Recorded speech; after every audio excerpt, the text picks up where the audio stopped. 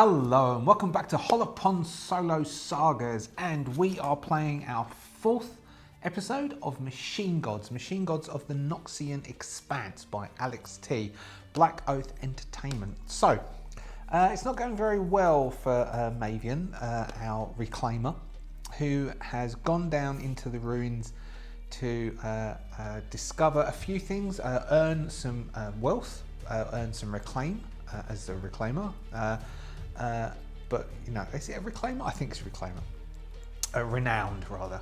But there's that job that the town, which was called Roxspire, that had given us, which was to retrieve back a religious relic, which has gone missing. Now, we were in, I think you can see that, this room here, where we had encountered those nanites. And then we came through here, put the nanites with the deranged clones, and then we came back to this room and we ended searching this room, and Mervain found nothing.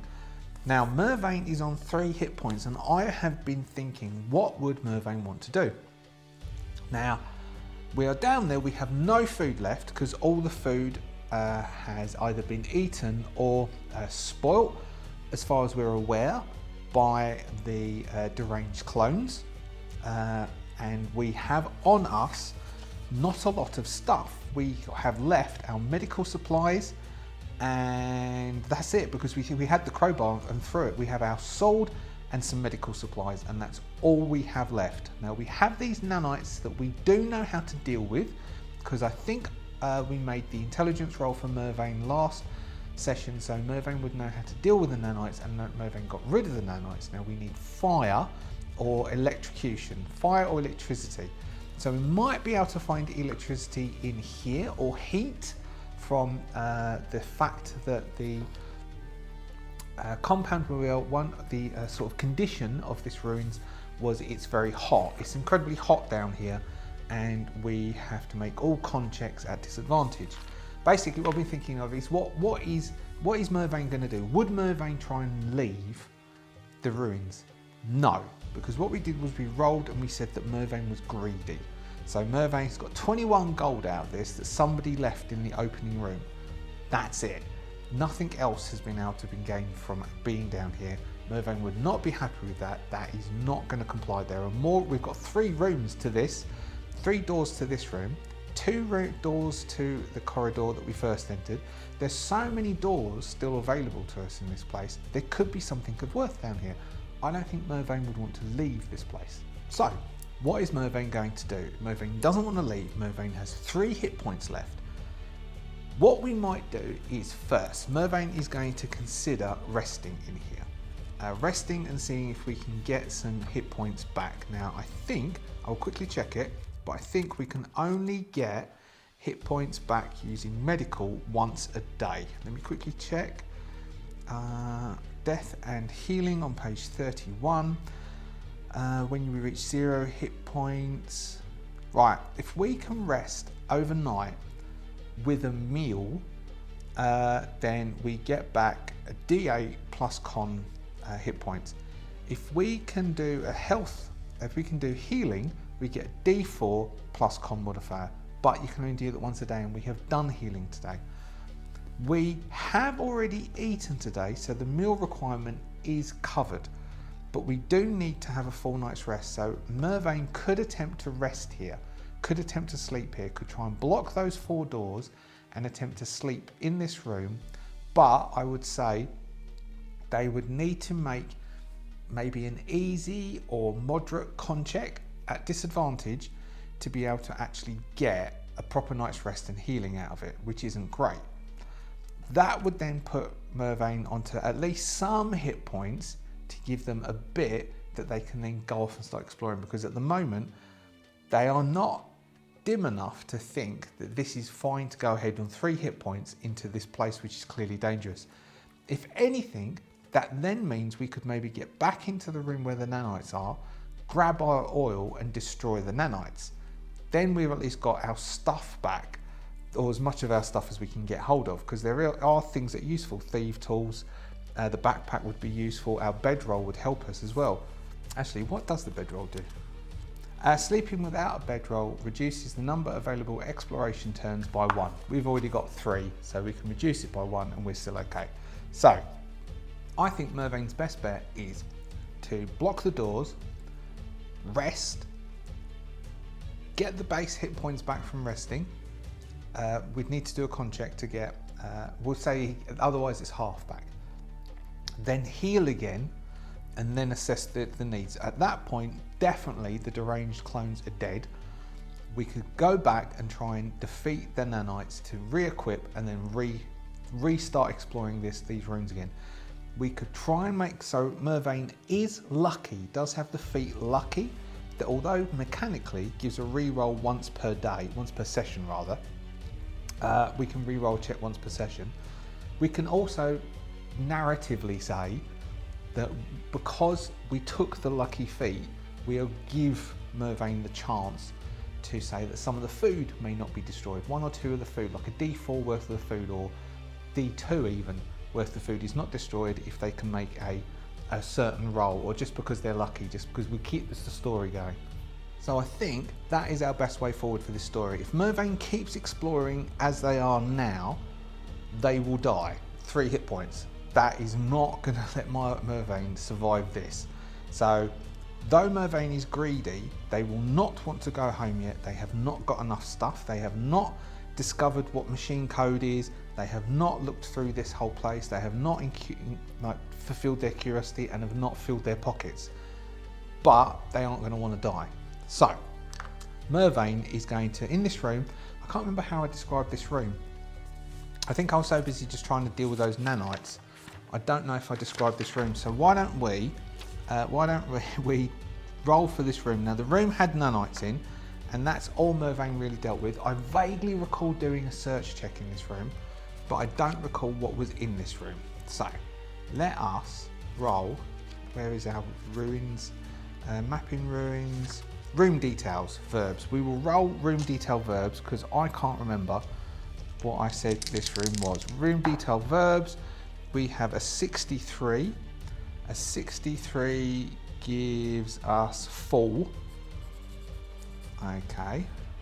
It's not going to be full, like a falling thing, because we would have dealt with that. And then we have an 04 with the theme of order. So what have we had so far? We've had an entrance room and some corridors, and then this we have fall, F-A-L-L, and order, O-R-D-E-R. Well, there's several things with order, isn't there? You can give orders, or things get put into order. So things that get put into order could be a library, because you have a catalogue system, so you have cataloguing. But we have the word fall. We do know that society fell. There was a fall in society because there was the apocalypse. The apocalypse is often, you know, like a collapse or a fall in something is something ending. So we could say that this is something to do, an order could be in organising things. When you organise things, or you structure things, or you give instructions of things. So that entrance room was the security room for this, which we had warn and greed. And so 2 would be, warn and greed, yeah, because that played on the greed and there was warnings not to enter. So this room 2, we will say would be, maybe there's monitors. Monitors is good because it means there could be electricity here, so we could take advantage of that for removing the nanites. That would also explain why the nanites were in here, because it would be a security system. Because maybe this is like, there's a big table where they would be organising people or troops for the area, for the battles. This explanation of this with the AIs, I don't know, Alex T, if you watch this, hello. Have you read, or do you know, I Have No Mouth But I Must Scream, the Holland Ellison short story? Because I've just realised that the AIs and everything with the fall of technology and stuff with the story behind I Have No Mouth But I Must Scream, it is very similar. All of a sudden it clicked in my head. Anyway, aside, so maybe this is an area which has got some, maybe there have been some sort of maps, but they may have fallen apart, but they might have been electronic rather than physical. and there are circuitry, and so we do have technological lore, so maybe we can do something to activate something in this room. Let's see if we can do something to activate something in this room to make so either monitors or something like that to give us a bit of an advantage, which we can give Mervain to do, and then Mervain can settle down and rest for the night, and then we'll do those rolls for resting. So first off, we're going to say that this room is a control room for troops. So maybe the commanders, what would it be? It's a CNC, command and control. That's just from what was it, Battlestar Galactica, or it was from X-Force. A command and control room, maybe a command and control room. And so this would be where data would come in. Would it have monitors from? Would it have? I don't know if they would have any way of monitoring the insides of the facility. This would be more the outside of the facility. So if Mervain can get anything working, it would only really show the insides, no, the outsides of the facility. So let us. So first off, we'll do. Mervain's going to make a technology roll and see if Mervain can activate anything within this room to get views on it would be the outside, but maybe we can take advantage of that to allow us to activate electricity to lure the nanites in and electrocute them. We can maybe rig some form of trap to electrocute them. Maybe we could rig something across the door so we can run into this room, activate something. As the nanites chase us through the door, they get electrocuted. That might deal with them. So if we can activate something, that might be an average check. But to rig something like that up would either be hard or very hard, I would think. So we'll give technological lore. So roll advantage for technological lore check. So this is to activate something. So we would say this is intelligence, which we got +1.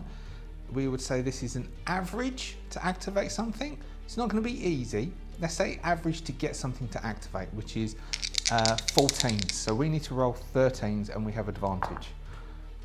We get a 14. Okay, so because we had advantage, because it's technology, so we turn stuff on. So we can get a nice, there's a light going, and we can activate things, and there's electricity flowing in here, and we can see that there's some data coming up. Can we understand? Is it going to give us an advantage for anything? If we can roll a very hard, which is an 18, then we can get an advantage of some hard. We'll give ourselves, I don't know, an advantage somehow. No. Okay, so we can't understand anything that's going on around us at the moment. We need to spend a long period of time studying it, but we're tired and we're fatigued. So we now need to try and get some rest. We're going to attempt to sleep, which means we will need to get food for tomorrow. Otherwise, we're going to have impacts from food. So sleep, we'll say, is an average con check. We have a disadvantage for con checks in here, but we are lucky. Oh, 12 and 12. 12 and 12, well, the minimum is 12. Oh, we need 13s though. So +1 will give us a 13, so we're 1 off of the hard average. I mean, I could re-roll it, but instead I think I'm just going to give it to Mervain. So we'll say that Mervain gets an alright night. I mean, for all we know, we'll roll a 1 on the D8. So Mervain sleeps for the night. Mervain gets a D8 plus con check. Yeah, here we go, a 1. So Mervain gets 2 hit points back, giving a 15, giving 5 hit points. We then need to do, we then can do medical check again and try and do healing, which is a hard intelligence check to attempt to heal someone, which is a hard intelligence check, which is means we need to roll 15s. Yes, exactly 15. All right, so then we get a D4 plus our con. 4 plus 1 is 5, putting us on 10 hit points. So we're on about a third hit points. 10 isn't bad. All right, so We have been in here. Well, I didn't say, but we'll say we blocked those doors so no one could come and disturb us. Okay, we are now going to attempt to rig something up in this room, make our way through, trigger the nanites, drag them through, and try and trigger it. So we can say that will be, to rig it up in the room is very hard, is an 18. Now we can use our lucky in this bit, and we do have a technological law, so we do have advantage. So we can roll advantage, and then we can see if we can rig up a trap on the doorway that will electrocute something coming through. We can run through, try and hit a switch and electrocute them. We are clumsy, so we will need to make a dex check. So Mervain is going to try and rig something up by cracking open some cases, dragging some wires, creating some form of net, something that we can rig up around this door frame that we can then run through, electrocute the nanites and get our stuff back and try and get some of that food. All we need is like 1 or 2 lots of food, maybe not even that, just one lot of food, and then we can finish exploring these ruins and get out. So we need to make a very hard check, technological check, to rig something up. We have an intelligence with a +1, which means we need 17, but we do have advantage with technological law, which is an 18. +1 gives us a 19, which gives us the very hard check. So Mervain spends an hour or so cracking open cases, pulling wire out of things, making sure that we can rig up a switch to just hit and then start. So we basically have a cutscene.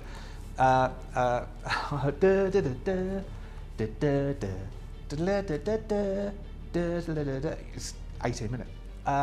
With Mervain pulling wires out of things, cracking open cases, smashing open things, creating some sort of wire, rigging up wires across the doorway, hitting the button, watching it arc across the doorway, pacing it all out, and spends a couple of hours rigging this up in this room.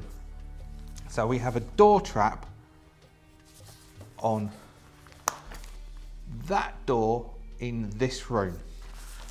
Mervain will then attempt to go back into that other room, where the hallway, which had all the pictures down the sides, and he had blocked that door.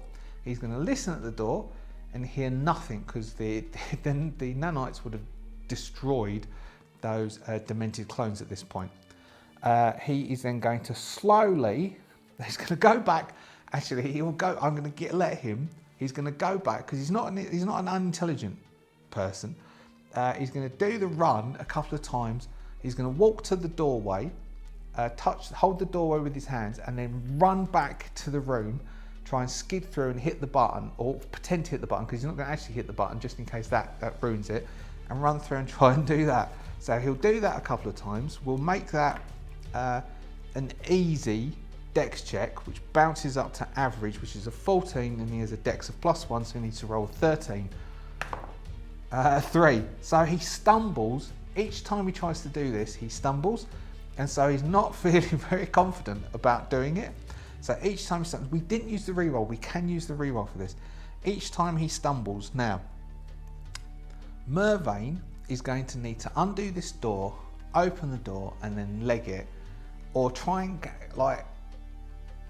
we can say that that's all he needs, because the nanites will chase. The nanites will spot the movement and will chase. And we'll take it just as that. So Mervain needs to make a successful dex check. This is now stressful, so that was easy? That was easy. We'll make this average, but average bounces up to hard because Mervain is clumsy, which means that Mervain needs to roll a 15 to successfully get into the room and hit the button. Because Mervain's got a dex of 13. If Mervain can do this, then we can just say, okay, that's it, it's dealt with. We are lucky, which means we can re-roll one check. Is there anything else that we can do?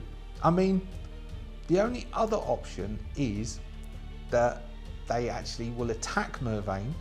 the door is arcing and Mervain's going to have to throw themselves through the door, and then they're going to take electrocution damage. I mean, the nanites will be dealt with, but Mervain will get electrocuted. And maybe that will short it, but there's still potential it's going to kill Mervain. I don't know, we'll do like a D12 damage, because D12 damage will potentially kill Mervain. Right, so Mervain undoes the blocks that are around that door at the end of the corridor. This door down here at the end of the corridor. And then he's going to take some deep breaths, look back at the door he has to run through, come back. He could take his armor off. I mean, having the armor is no benefit, and we might be able to say no, because we've already said they are highly trained knights.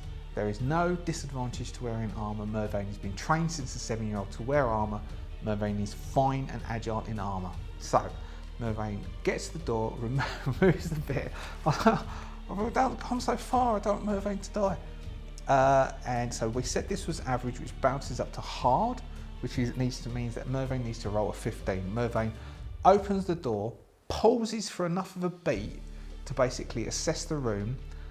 In that blink of an eye assessment, we can see that there are 2 heaped skeletons. One has just been knocked away from the door and has scattered bones across the floor as Mervain throws the door open. As Mervain can see that something was devoured, just but white bones left, whilst attempting to get through the door that Mervain had blocked. The other one is a body that was the one that was bleeding out, that's in the room.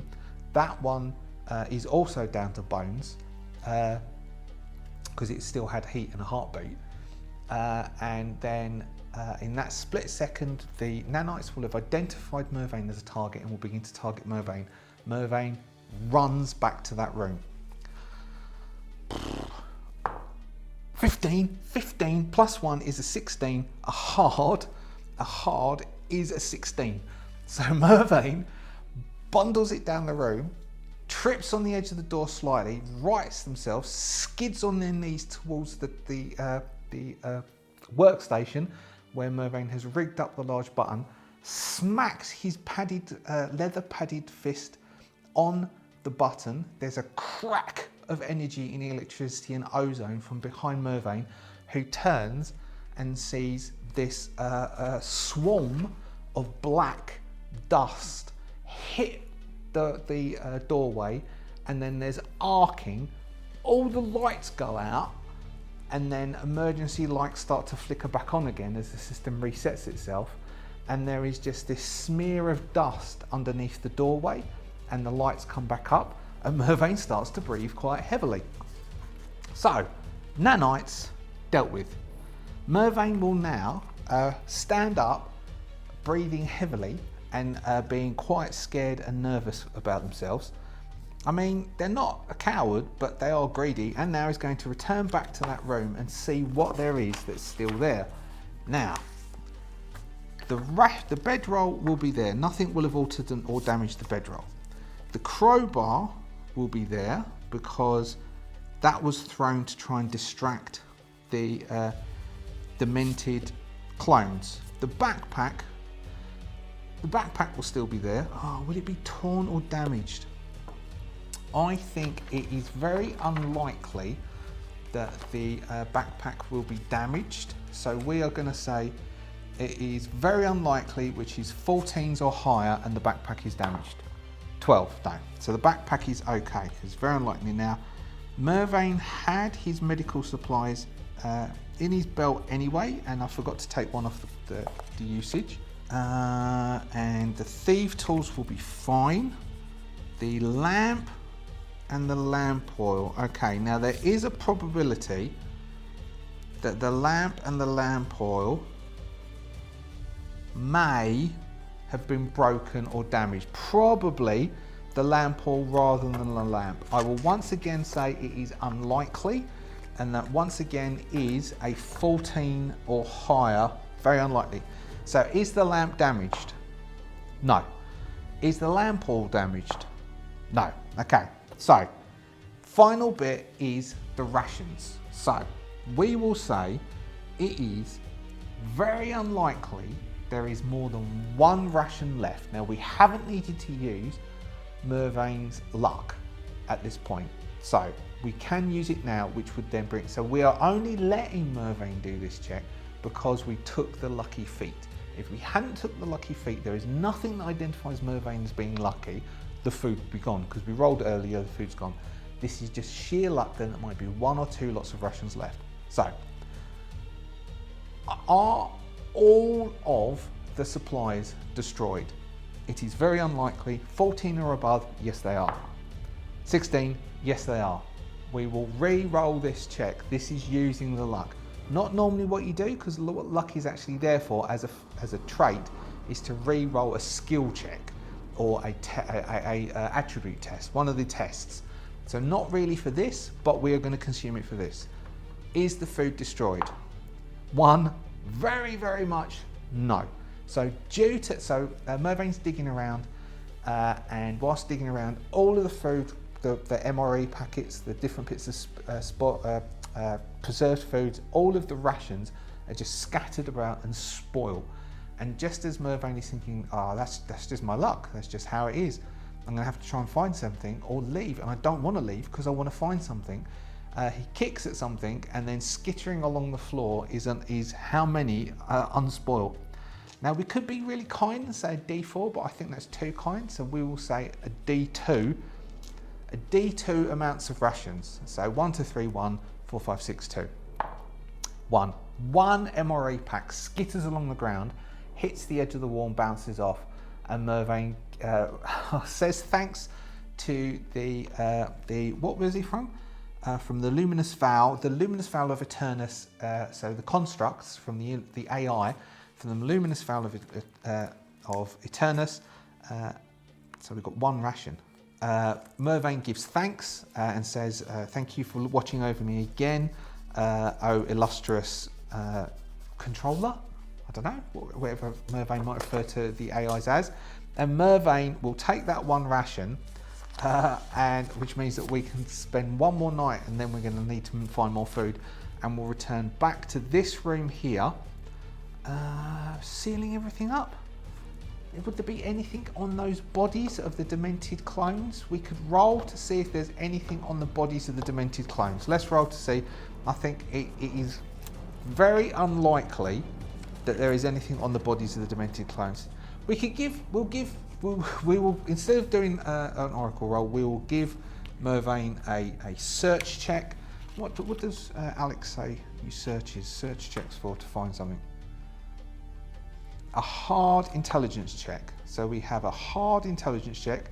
We did use Mervain's luck. A hard intelligence check is a 16. We have an intelligence of a +1, so we need to roll 15s. No, there's nothing in here. That's a 1. There's definitely nothing in here. So Mervain finds nothing in there. Returns back to this room here, where there's the 3 doors, so the control room. Although we also have 2 doors here, and we have 2 doors here. Can you see all this stuff? I think this should be viewable to you, hopefully, because I know sometimes I showed some stuff last time and you couldn't see it last week. So we have 2 doors here, 2 doors here, 2 doors here, and 3 doors here to search. This takes us deeper in. We're on a D6 for our usage dice, and then doors are going to be blocked, and there's going to be nothing behind them. We're not going to be able to find anything else useful. So I think we will go back to the control room, room 2, the control room, and we're going to continue from there. So we are going to end here in the control room. So we'll end in the control room here. And I think that is where we will end that session. So we have got, so Mervain is on 10 hit points. We have most of our kit left. We have 1 set of rations left. We basically have lost money at this point because we've used up half of our medical supplies. All of our food has been consumed. And we've got 41 coins out of it at this point. We need to find more stuff to make this trip worthwhile, or some keywords that might link to the fact that there's a body in here with the religious artifact that Mervain can take back to Rockspire. And that is Machine Gods, played solo by me just now. You watched it. Thank you so much if you're a subscriber. I really do appreciate your subscriptions. Very, very much indeed. Since I don't know, do you know I wrote a book for Artalzorian? It's the #1 bestseller at this point on drive-thru. It's single player mode. I am the Peter Norton that wrote that book. Since that, subscription's gone up a bit, which is quite cool. So if you are a subscriber, thank you very much for being a subscriber. If you're not yet a subscriber, please consider subscribing. As they just gave me a one-off payment. I don't get anything from those book sales. Is that appropriate or inappropriate? Thank you so much to the Adventurers Guild for all of your financial support in making these videos. I very much appreciate it, very much indeed. If you would like to support me, you can join the Adventurers Guild, which is joining the YouTube membership. I do have a Patreon, which is a very low entrance fee to the Patreon, which supports me writing the trifolds mainly, and also some of the other books that come off out on drive-thru. I do get a royalty out of the ones that are just from Hollowponds Solo Sagas. You can also support with the coffee thank you, or there is the superfan thanks if you would like to do that, and there's various other ways that you can support the production of these videos. I think that's it. I'll stop there. I'll stop selling myself. Thank you very much indeed. I shall see you next week for more Machine Gods of the Noxian Expanse. Bye.